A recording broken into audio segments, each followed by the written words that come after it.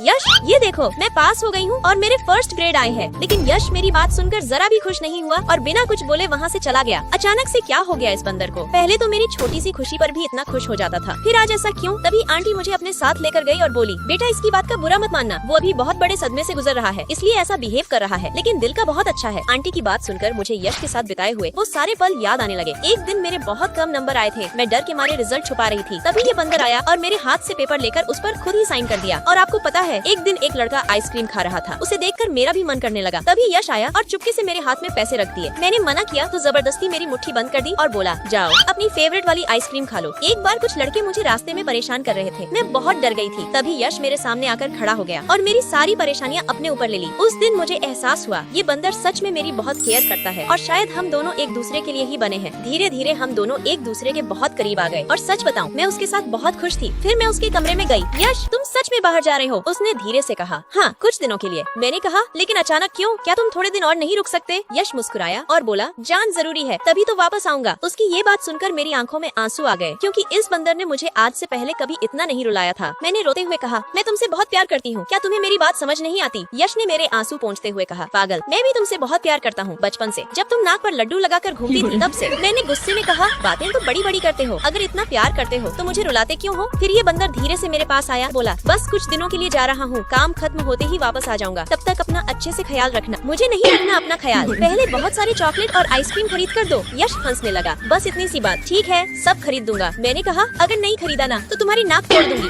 समझे? फिर ये बंदर हंसने लगा और मैं भी हंस पड़ी, क्योंकि प्यार में छोटी छोटी लड़ाइयाँ ही रिश्ते को और खूबसूरत बनाती हैं। दोस्तों अगर आपको भी लगता है कि सच्चे प्यार में थोड़ा नखरा और लड़ाई जरूरी होती है तो लाइक सब्सक्राइब करके कमेंट में लाल दिल जरूर भेजना।